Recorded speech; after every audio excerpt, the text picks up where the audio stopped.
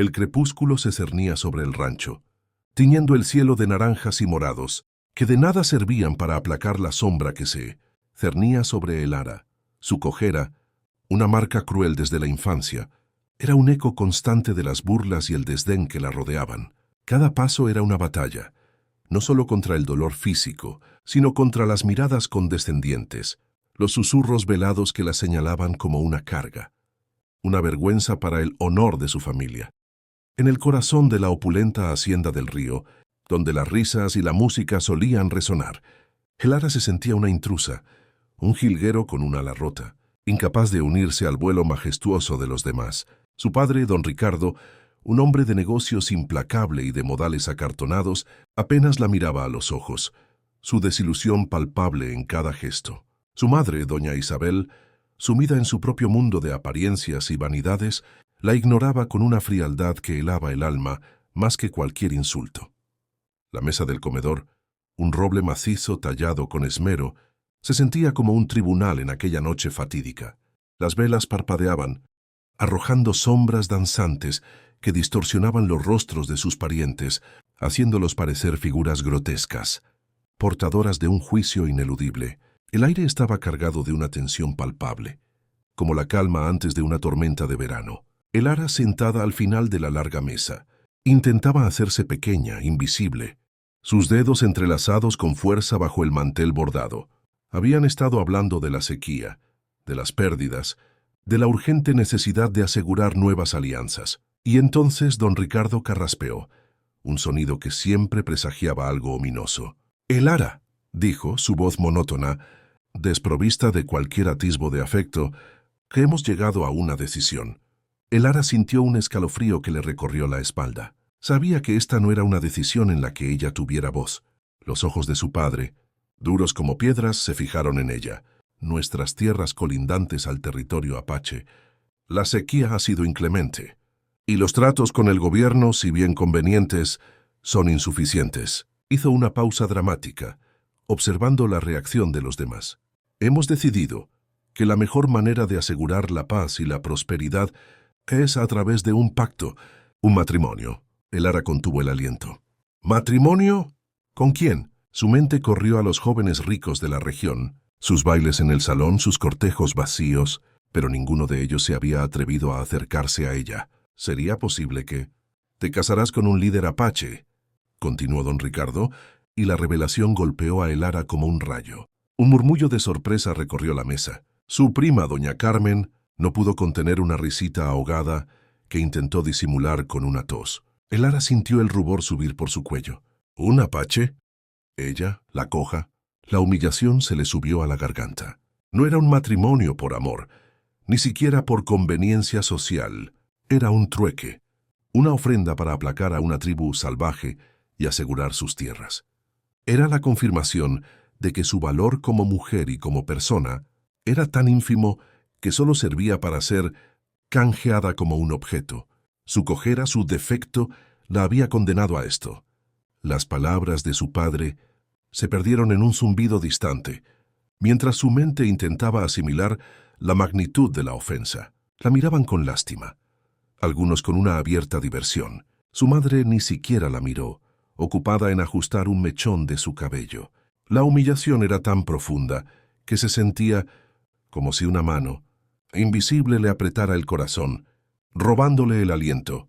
Su destino estaba sellado, no por su elección, sino por la imperiosa necesidad de su familia de deshacerse de ella, de usarla para un propósito que la trascendía y la degradaba al mismo tiempo. Era la confirmación de su inutilidad, de su condición de paria. Las lágrimas ardían en sus ojos, pero se negó a derramarlas. No les daría esa satisfacción. Se levantó de la mesa, su cojera más pronunciada que nunca, y salió del comedor sin decir una palabra, dejando atrás el eco de las risas y los comentarios despectivos que ahora sí podía escuchar con dolorosa claridad.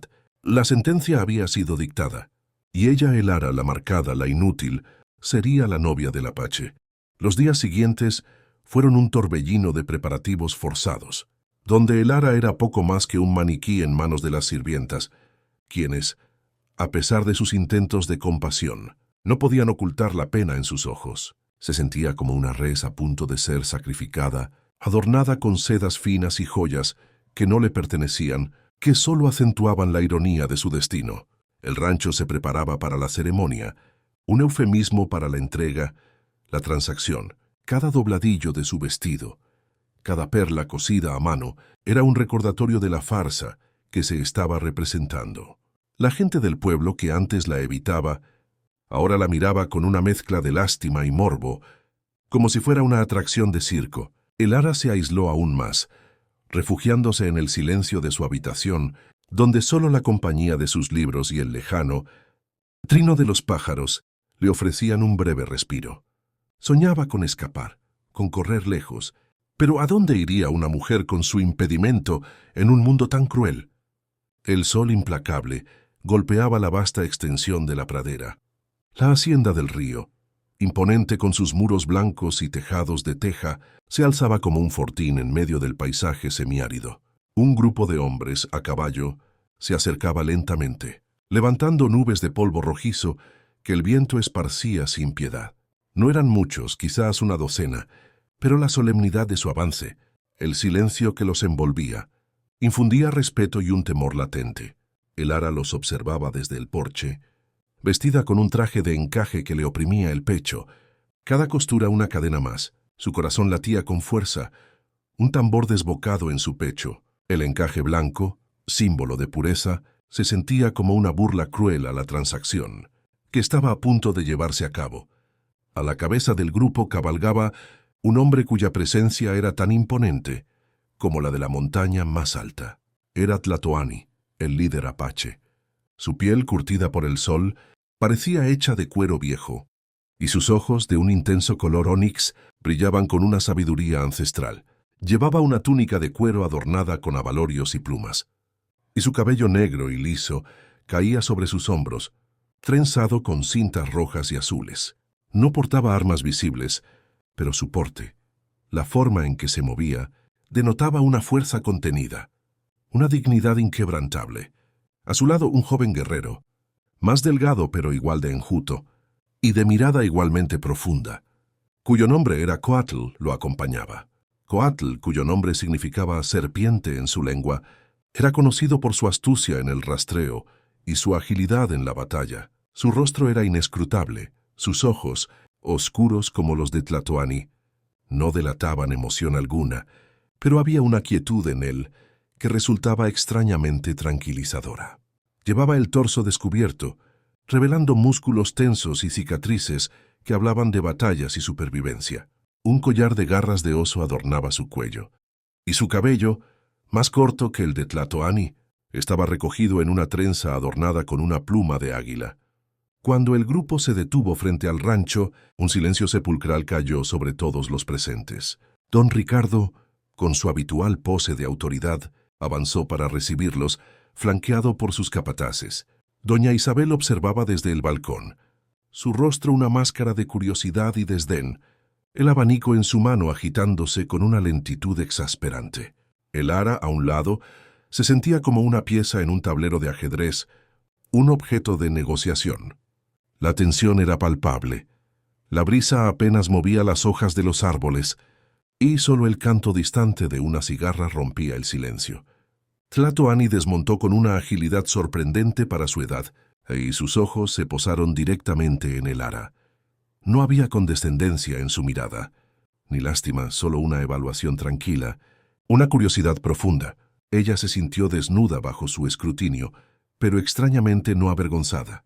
Era una mirada que parecía ver más allá de su cojera, más allá de los juicios de su familia. Parecía ver su alma, su espíritu. Don Ricardo comenzó el ritual de los saludos, un intercambio de frases vacías y sonrisas forzadas. La traducción corría a cargo de un mestizo de voz monótona, quien repetía cada palabra con una reverencia exagerada. Mientras hablaban, Tlatoani no apartaba la vista de el ara. Ella no entendía las palabras, pero la intensidad de su mirada le hablaba de un mundo desconocido, de una cultura que no se regía por la apariencia o la riqueza. Le hablaba de dignidad y honor, de una forma que ella nunca había comprendido. De repente, Tlatoani se acercó a ella. Su movimiento fue lento, deliberado, y todos los ojos se volvieron hacia ellos. Se detuvo a unos pasos, su rostro grave. La multitud contuvo el aliento, esperando una reacción, un juicio. «He escuchado de tu espíritu», dijo Tlatoani en un español rudimentario pero claro, su voz profunda como un trueno distante. «Tu corazón es fuerte, a pesar de las sombras que te rodean». Sus palabras, dichas con una sinceridad inquebrantable, resonaron en el alma de Elara como una melodía olvidada. Era la primera vez que alguien la veía de esa manera, que reconocía su fortaleza interior por encima de su debilidad física. Sus palabras no eran un mero cumplido, sino una afirmación de su valía, un reconocimiento de su nobleza interior. El ritual de entrega fue breve y formal. No hubo celebración, solo un intercambio de promesas y de bienes. Elara sintió el peso de la tradición y la carga de su destino. Se despidió de su hogar sin una lágrima, porque no había amor que la atara a ese lugar. No hubo abrazos ni palabras de aliento, solo el silencio de la indiferencia. Con cada paso que la alejaba de la hacienda, sentía que una parte de ella se desprendía, una piel vieja que ya no le servía. Se subió al caballo que Coatl le tendía, un caballo robusto de pelaje pardo, que parecía tan indomable como el paisaje al que se dirigían. Subió a lomos de un caballo, guiado por Coatl. El joven guerrero, de rostro serio, se movía con una eficiencia silenciosa. Elara se aferró a la silla, incómoda en la montura y en su propia piel. Su vestido de encaje se sentía ridículo en medio de la inmensidad del desierto. Mientras se alejaban, las figuras de su familia se hicieron cada vez más pequeñas, hasta desaparecer en el horizonte.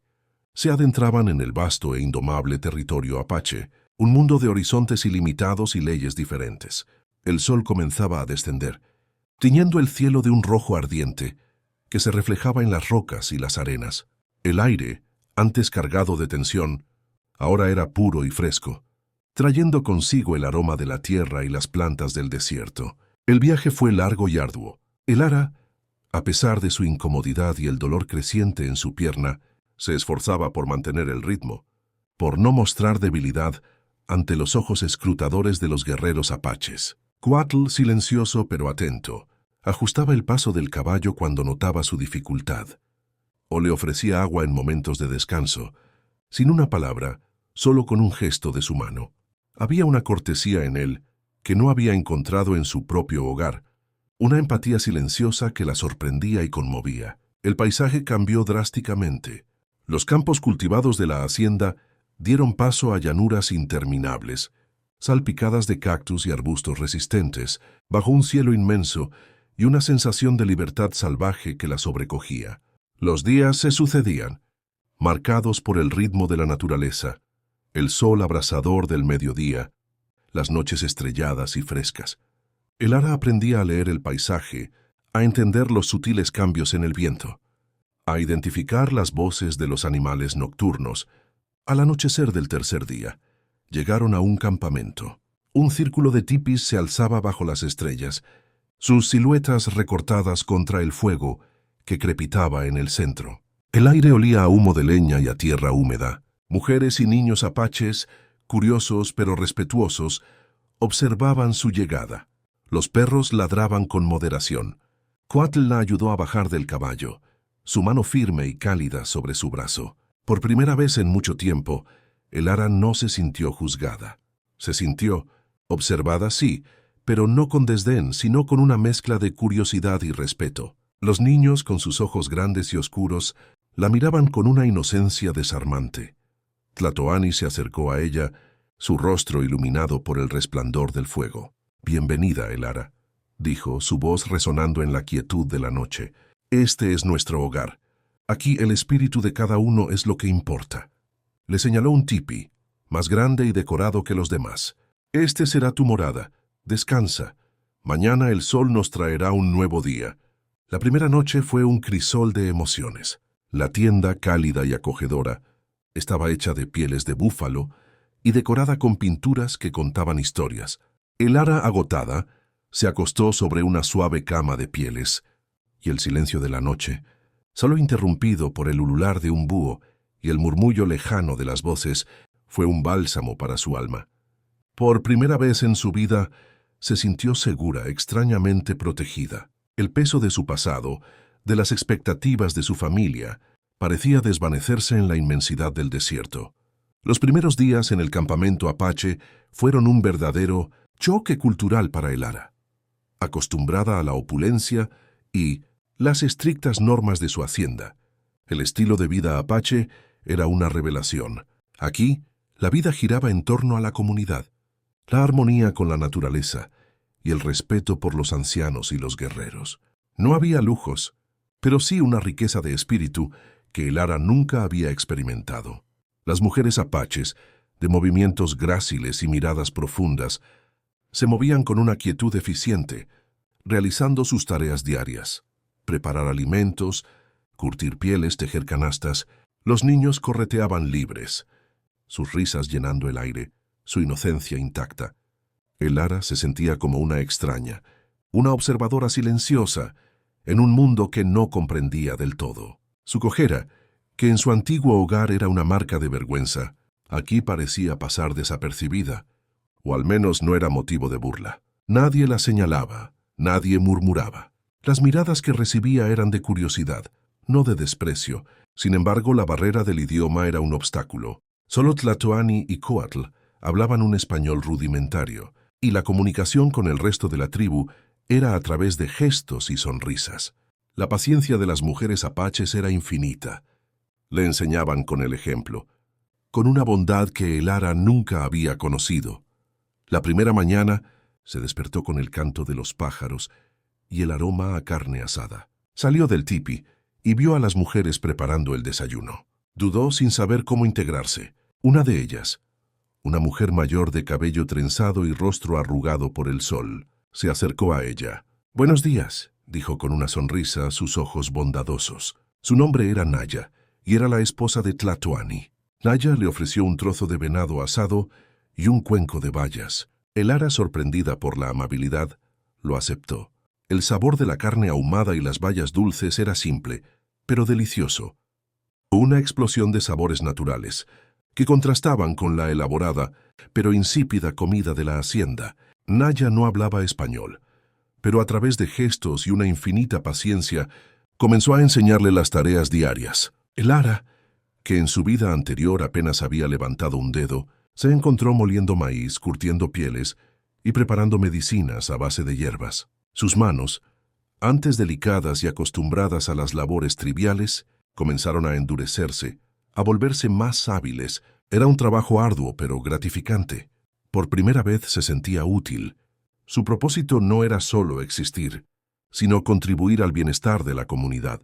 Y a pesar de su cojera, descubrió que podía realizar muchas de las tareas, adaptando sus movimientos, encontrando nuevas formas de hacer las cosas.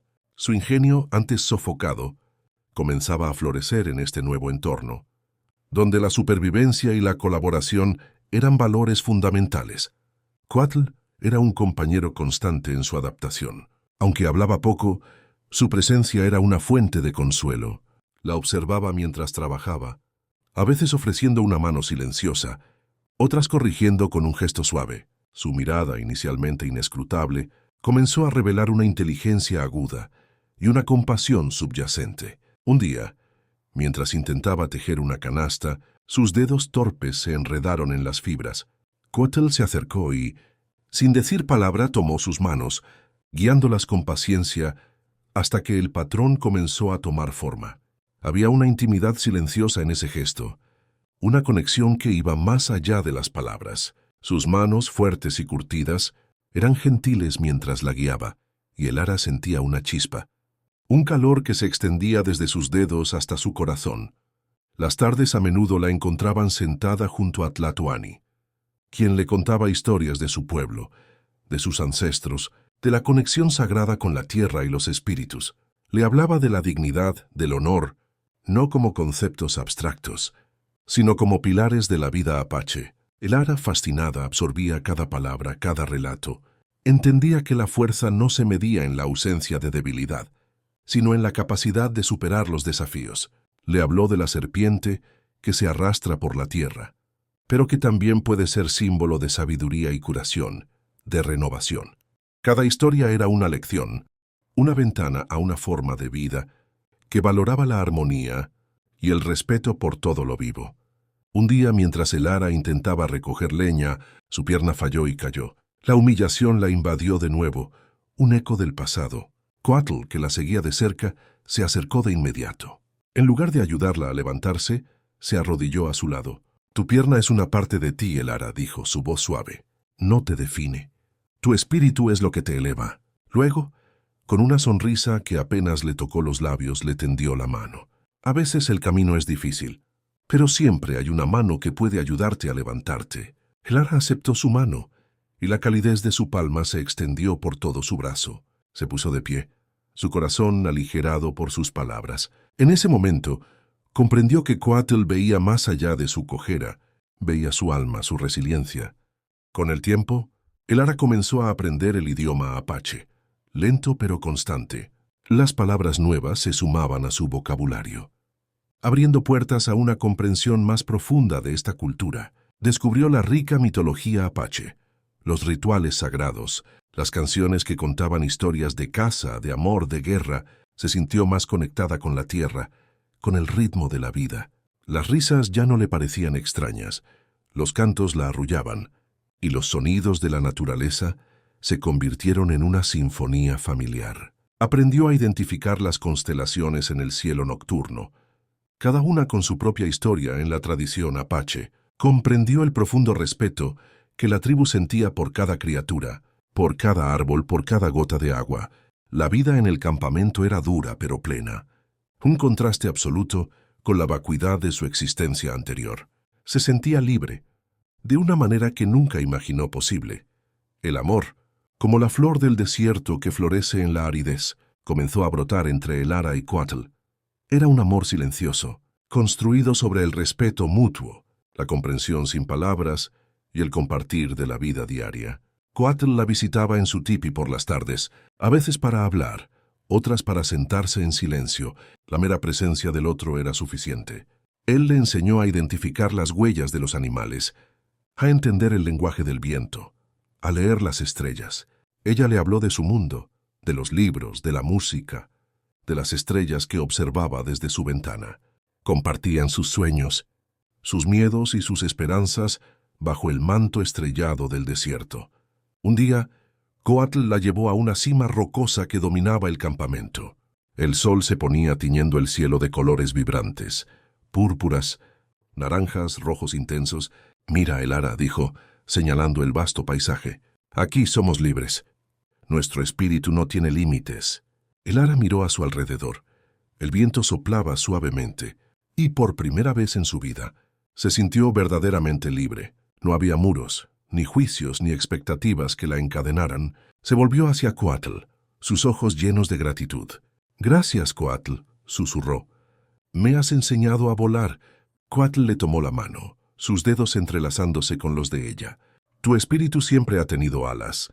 Elara, solo necesitabas un cielo donde desplegarlas». En ese momento, bajo el inmenso cielo del desierto, el amor floreció entre ellos. Un amor puro y sin artificios, tan vasto como el paisaje que los rodeaba. Era un amor que trascendía las diferencias culturales, las barreras del idioma y las cicatrices del pasado. Era un amor nacido de la aceptación incondicional, del respeto por la individualidad del otro y de la profunda comprensión de sus almas. Elara, la mujer que había sido humillada por su cojera, había encontrado un guerrero que le demostró que su espíritu podía volar más alto que nadie. Se sentían uno con la tierra, con el viento, con el vasto universo que los envolvía. El campamento apache, su hogar ahora, vibraba con la energía de la vida, de la preparación para la estación seca. La sequía, que había sido el catalizador de la desgracia de Elara, ahora se cernía como una amenaza real sobre las tierras apaches. Los arroyos comenzaban a secarse. La tierra se agrietaba bajo el sol inclemente, y la preocupación se palpaba en el aire. Las partidas de caza regresaban con menos piezas, y los pozos de agua se volvían más escasos. Los cánticos de lluvia se elevaban al cielo cada noche, pidiendo clemencia a los espíritus. Tlatoani y los ancianos pasaban largas horas en consejo, discutiendo estrategias, buscando soluciones, sus rostros marcados por la sabiduría y la preocupación. Elara, ahora una parte integral de la comunidad, participaba activamente en los esfuerzos de racionamiento de agua y alimentos y en la búsqueda de nuevas fuentes. Su conocimiento de las tierras circundantes, aunque limitado en un principio, crecía con cada día que pasaba junto a Coatl. Él le enseñaba a identificar las plantas resistentes a la sequía, los lugares donde el agua podía estar oculta bajo la superficie, los senderos menos transitados. Su cojera, que antes la definía, ahora la impulsaba a encontrar caminos creativos, a adaptar sus movimientos a las irregularidades del terreno. Observaba las nubes, aprendía a predecir el clima, a sentir la tierra bajo sus pies como una extensión de sí misma. Se convirtió en una experta en encontrar la poca humedad que aún quedaba, una habilidad vital para la supervivencia de la tribu. La amenaza de su antiguo mundo, sin embargo, no había desaparecido por completo. Las noticias llegaban a través de los pocos exploradores apaches que se aventuraban cerca de los asentamientos de los hombres blancos. Las presiones para adquirir más tierras se intensificaban, y los rumores de nuevos acuerdos entre su padre y otros terratenientes para expandir sus dominios se hacían cada vez más fuertes, y con ello resurgía la sombra de don Leopoldo, un viejo rival de su padre, un hombre de negocios sin escrúpulos y una ambición desmedida, cuyo nombre era sinónimo de avaricia y despojo. Don Leopoldo, que siempre había codiciado las tierras de los apaches por sus riquezas minerales ocultas, veía la sequía como una oportunidad para presionarlos aún más, para forzarlos a abandonar sus territorios con la excusa de la necesidad. Una tarde, mientras Coatl y el Ara regresaban de una expedición de reconocimiento, sus rostros cubiertos de polvo y sus cantimploras casi vacías, encontraron a Tlatoani en la entrada de su tipi. Su rostro grave, los ojos oscuros y preocupados. «Malas noticias», dijo, su voz ronca, como el roce de dos rocas. «Los hombres de cara pálida se acercan. Están cortando los senderos de caza, envenenando los pozos. Quieren obligarnos a movernos».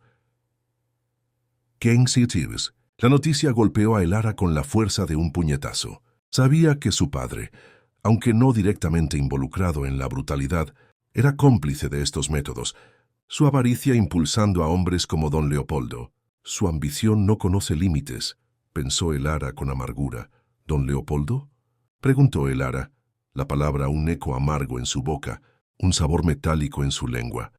Tlatoani asintió con lentitud, sus ojos fijos en el horizonte distante. Su codicia es un veneno. Ha enviado a sus hombres, mercenarios sin honor, para hostigarnos. Buscan una excusa para la confrontación, para reclamar nuestra tierra. Sus huellas están por todas partes, sus señales de advertencia, sus trampas ocultas. La tribu se había preparado para la sequía, pero no para la malicia. La tensión creció en el campamento. Los guerreros se preparaban para lo que parecía inevitable, afilando sus flechas y revisando sus lanzas, sus rostros endurecidos por la determinación. Las mujeres y los niños se refugiaban en los tipis, sus rostros reflejando la misma preocupación, pero también una inquebrantable fe en sus guerreros. El Ara, sin embargo, sentía una resolución que nunca había conocido. Ya no era la mujer humillada, sino una guerrera en espíritu, una parte de esta comunidad que ahora era su familia, su corazón noble entrelazado con el de ellos. No permitiría que dañaran a su gente, a Coatl, a Tlatoani. Su propia dignidad estaba ahora ligada a la supervivencia de su nueva familia. Fue en medio de esta creciente amenaza que el Ara recordó un detalle de su pasado, algo que había escuchado en las conversaciones de su padre con sus socios. Un plan secreto que don Leopoldo había tramado para adquirir las tierras de los apaches de una forma u otra. Un título de propiedad antiguo, un documento forjado, que le daría el derecho legal sobre esas tierras. Este documento había sido guardado en una caja fuerte en la oficina de don Leopoldo, un secreto que muy pocos conocían. El Ara había escuchado a medias una conversación entre su padre y don Leopoldo sobre este plan, en una de esas noches en que las copas de brandy aflojaban las lenguas, y la arrogancia se desbordaba. Lo había desestimado entonces como habladurías de hombres embriagados, pero ahora, en el contexto de la amenaza, cobraba un sentido aterrador.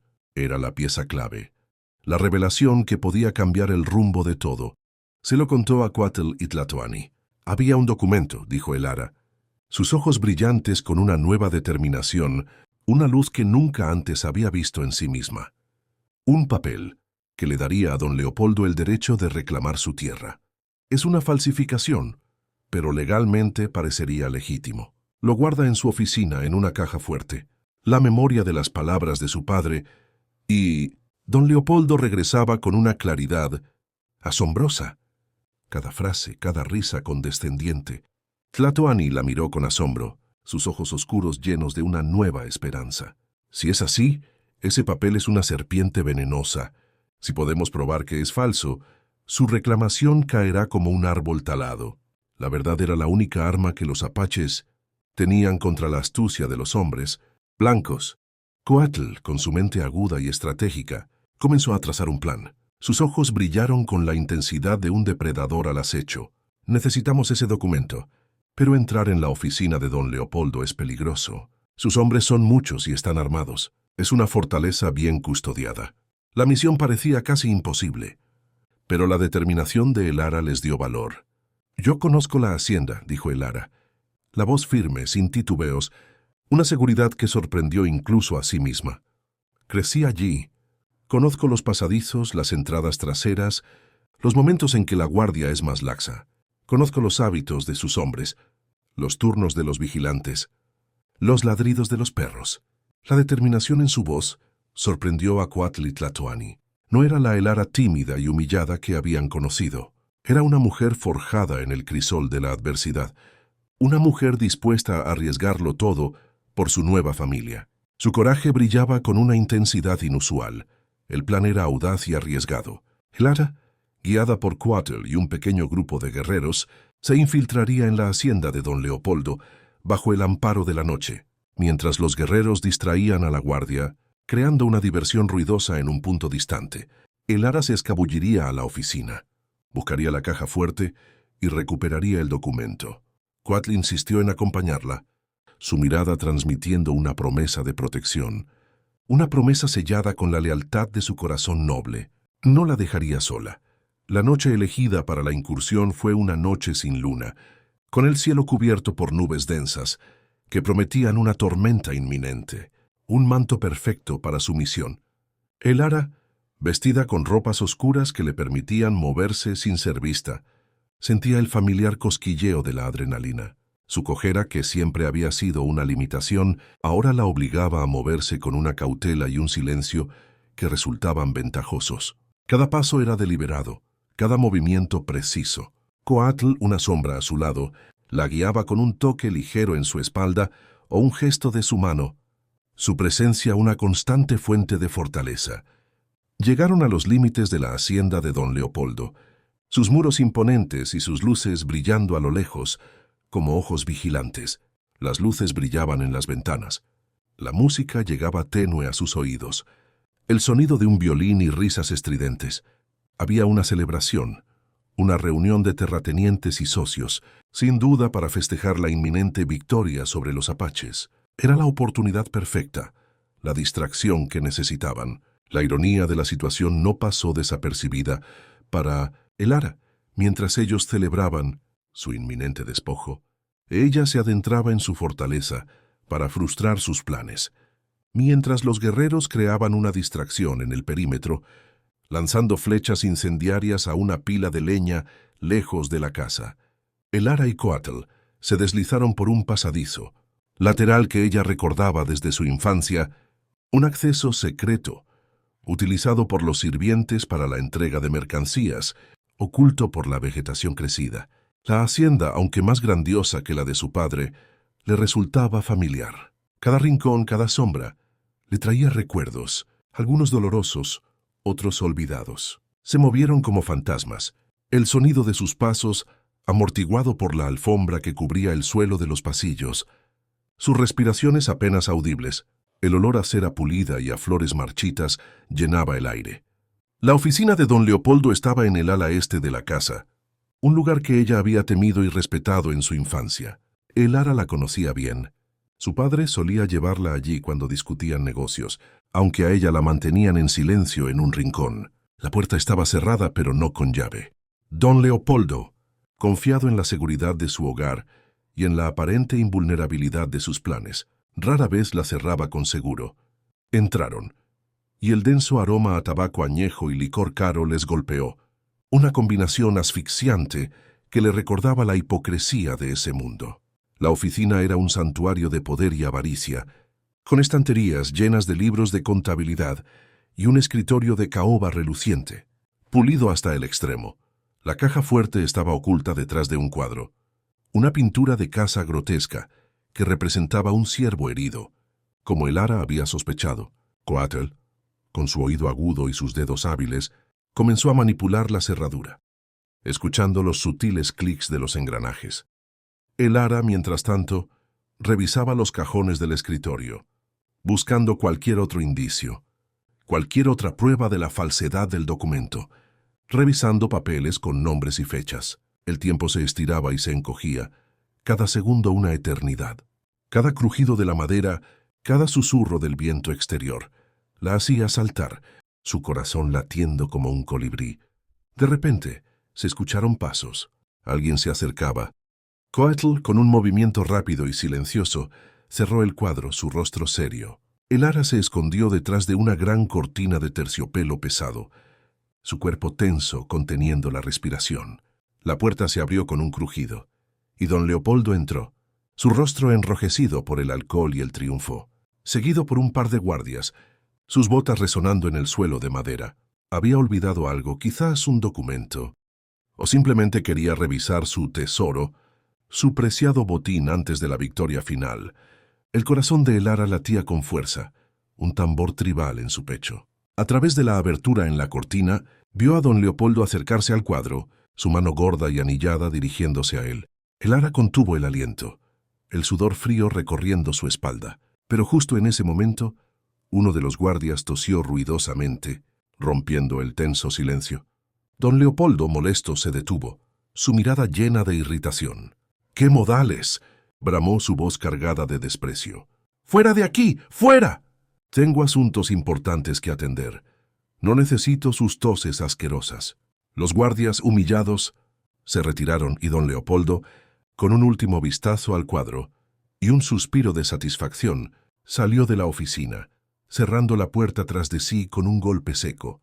Elara y Coatl soltaron el aliento que no sabían que habían estado conteniendo, un suspiro de alivio que se mezcló con el denso aire de la oficina.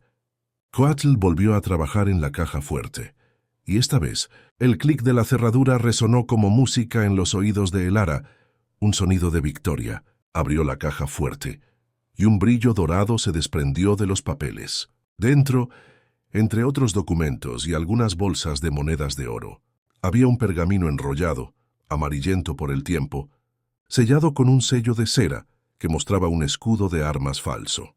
Era el documento. Elara lo tomó con manos temblorosas, su textura áspera y antigua. Un sentimiento de triunfo la invadió, una oleada de poder que nunca había sentido. Habían tenido éxito. La prueba estaba en sus manos. La salida fue tan sigilosa como la entrada. Con el documento en su poder, regresaron al campamento bajo la oscuridad protectora de la noche, moviéndose con una rapidez renovada. La tormenta prometida finalmente estalló, una lluvia torrencial que lavó sus huellas y limpió el aire. Un presagio de la limpieza que estaba por venir, de la justicia que se derramaría sobre aquellos que habían sembrado la iniquidad. Elara y Coatl, empapados pero triunfantes, llegaron al campamento, donde los aguardaba una comunidad que había rezado por su regreso. A la mañana siguiente, bajo un cielo aún encapotado, pero con el sol luchando por abrirse paso entre las nubes, como una promesa de esperanza, Tlatoani convocó a un gran consejo. Elara, con Coatl a su lado, sus rostros cansados pero victoriosos, presentó el documento ante la mirada atenta de los ancianos y los guerreros. Explicó, con la ayuda de Tlatoani como traductor, el contenido del pergamino y cómo don Leopoldo había planeado utilizarlo para despojar a los apaches de sus tierras, detallando cada palabra que recordaba de las conversaciones.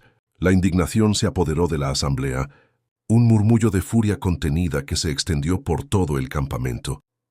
No pasó mucho tiempo antes de que la noticia de la intrusión en la hacienda de don Leopoldo y el robo de sus documentos se extendiera por la región.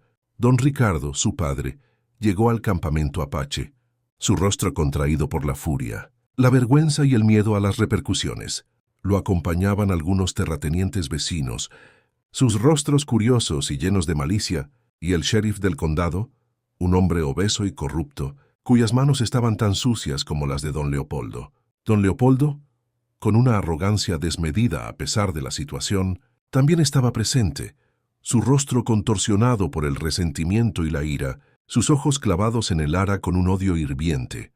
«Esta mujer», gritó don Leopoldo, señalando a Elara con el dedo tembloroso, su voz estridente y llena de acusación. «Ella ha robado mis documentos. Es una criminal, un salvaje como estos apaches». Don Ricardo la miró con desprecio, una mueca de disgusto en su rostro. «Elara, ¿qué has hecho? Nos has deshonrado de nuevo.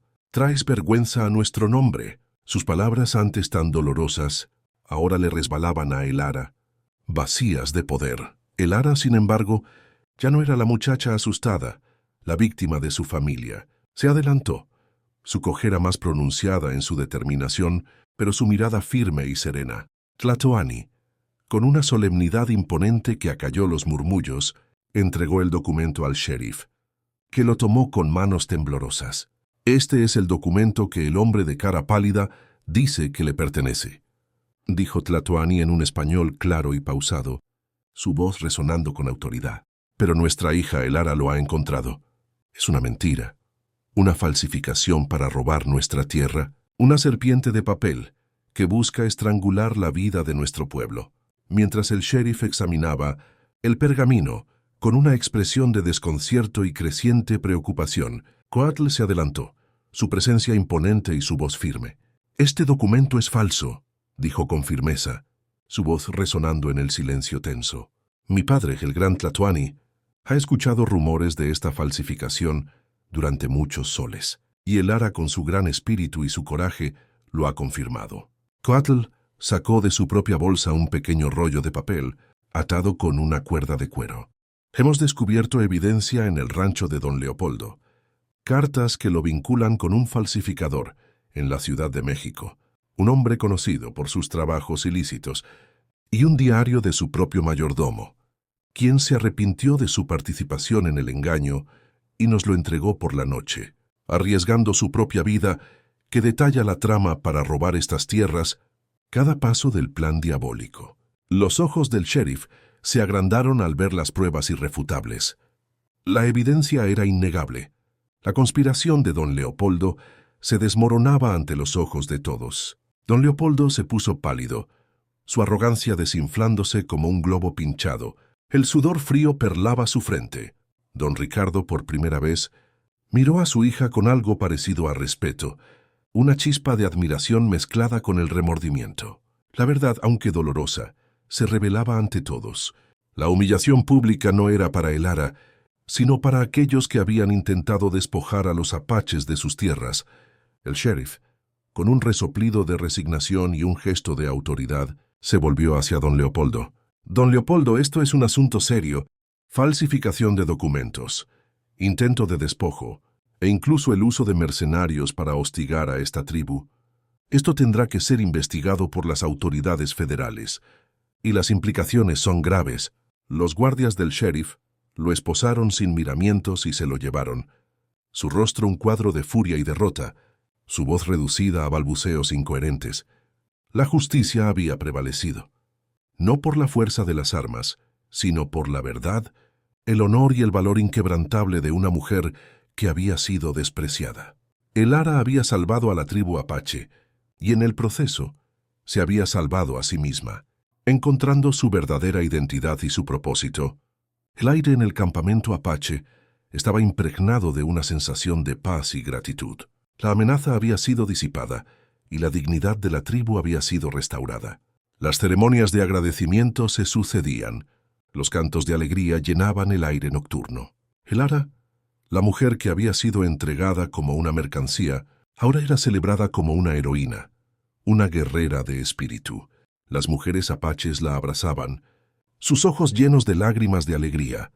Los niños la miraban con admiración, y los guerreros la saludaban con un respeto que iba más allá de las palabras.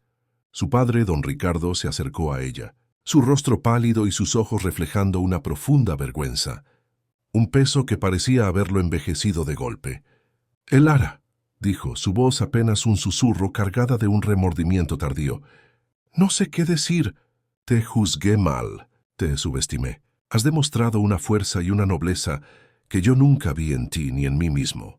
Mi orgullo me cegó». La miró a los ojos y por primera vez, Elara vio un atisbo de arrepentimiento genuino, una grieta en la armadura de su indiferencia.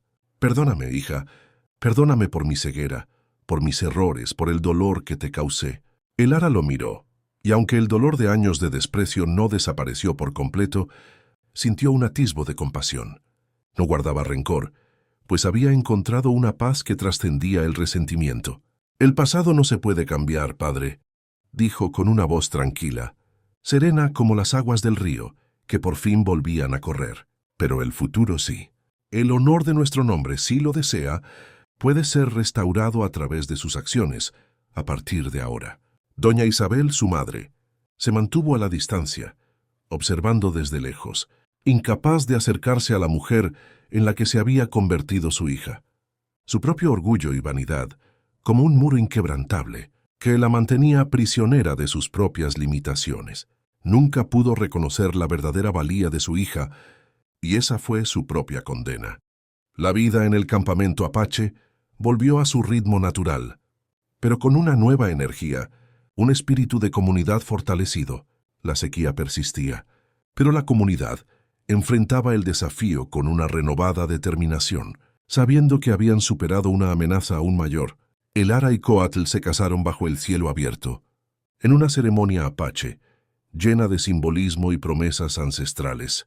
No hubo lujos ni invitados de alta sociedad, solo la presencia de la tribu, la bendición de Tlatoani y la promesa de un futuro compartido, sellada con el intercambio de abalorios y el humo sagrado. Elara, en su vestimenta sencilla de pieles suaves y adornos naturales, se sentía más hermosa y completa que nunca. Su cojera, lejos de ser una marca de imperfección, era un testimonio de su resiliencia, un recordatorio de las batallas que había librado y ganado.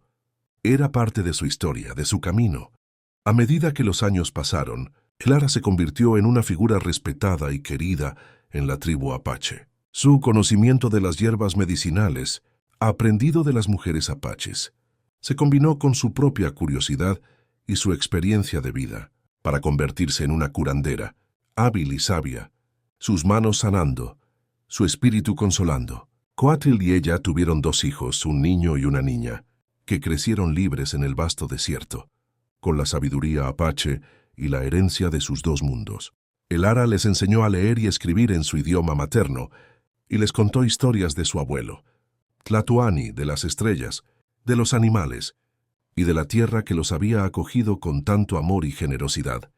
La hacienda del río, bajo la gestión de su padre, nunca recuperó su antiguo esplendor. Don Ricardo, envejecido y arrepentido, visitaba a Elara ocasionalmente, trayendo regalos para sus nietos, buscando un perdón que Elara le había otorgado hace mucho tiempo, en lo profundo de su corazón noble. Aunque la conexión con su pasado seguía presente, ya no la definía. La humillación que Elara había sufrido en su infancia se había transformado en una fuerza motriz, una llama que la impulsó a encontrar su propio camino, a forjar su propio destino, a elevarse por encima de las limitaciones impuestas por otros. Desde las cumbres rocosas del territorio apache, Elara a menudo observaba los vastos horizontes, el cielo inmenso y las llanuras que se extendían hasta donde alcanzaba la vista. Ya no era la mujer coja y humillada, sino una mujer fuerte, sabia y amada. Había encontrado su lugar en el mundo, no a pesar de su imperfección, sino abrazándola como parte de su singularidad, de su historia. Su espíritu, una vez encadenado por el desprecio, ahora volaba libre y alto, tan vasto como el cielo apache, que se extendía sobre ella un cielo sin límites. La dignidad que le habían negado, la había forjado ella misma, en el corazón de una cultura que valoraba el alma por encima de cualquier otra cosa. Y el amor de Coatl fue el viento bajo sus alas, demostrándole que la verdadera belleza reside en la fortaleza del espíritu, un espíritu que a pesar de las adversidades siempre puede volar más alto que nadie. Elara y Coatl, con sus hijos, continuaron tejiendo la historia de sus vidas, una historia de amor, resiliencia y la inquebrantable conexión entre dos mundos, que encontraron la armonía en la profunda vastedad del desierto. Si esta historia tocó tu corazón, suscríbete a nuestro canal para más historias como esta. Comenta abajo qué fue lo que más te emocionó y comparte este mensaje con alguien especial. Gracias por ser parte de este camino.